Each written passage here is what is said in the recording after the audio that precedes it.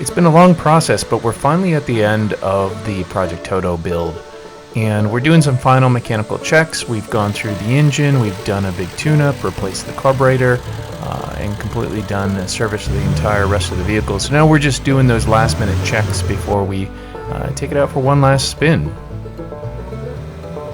One of the most important aspects of our build is to make sure that they're mechanically reliable and that they've been properly sorted.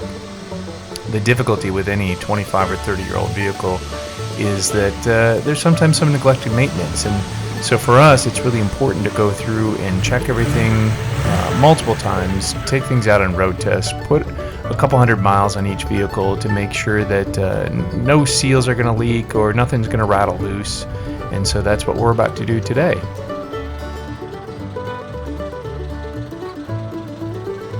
And of course, one of the things that we like to do at the end of each project is document with some photography, some film and video, so that we can show the before and afters, as well as just kind of like take you along in the journey. And so today we're heading up the road to Tedworth Mansion, and we're going to do a little drone filming. We'll do some still photography.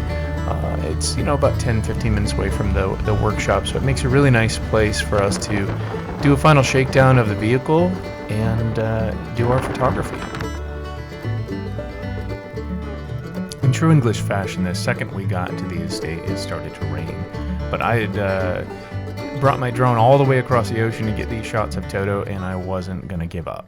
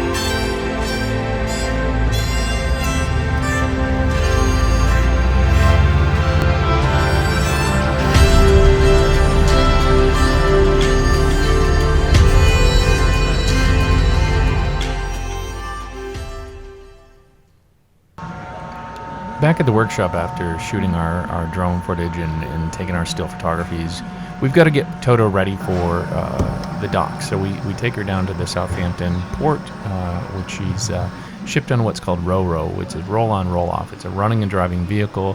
It drives on a massive boat and kind of gets shipped off. It's probably the least fun part of the process, is getting to the port, making sure you have all the documentation, the shipping schedule, making sure everything's compliant, all fastened down, all the export documentation, etc. And you never know who's going to be at the port that day that might fuss about something. And so we double and triple check everything before we load it up on the trailer. And then when we get down there, there's a brief inspection.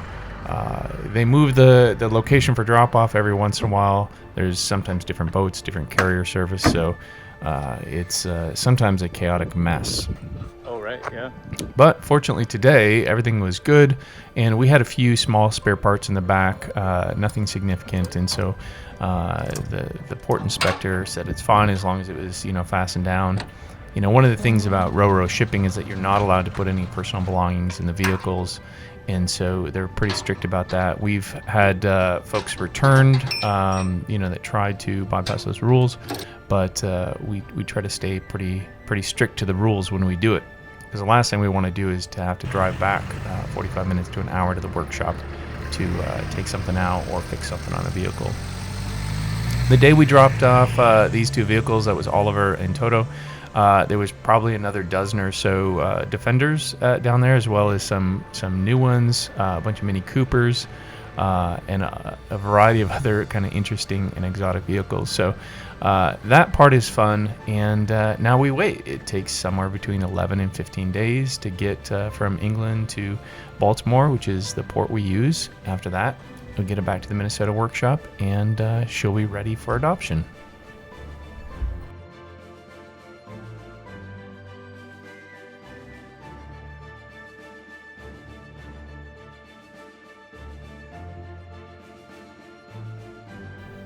The Tedworth House where we filmed today is a beautiful 500-acre estate that has served a variety of different uses over the years. And today it actually serves as a center operated by Help for the Heroes, which is a recovery center for military folks.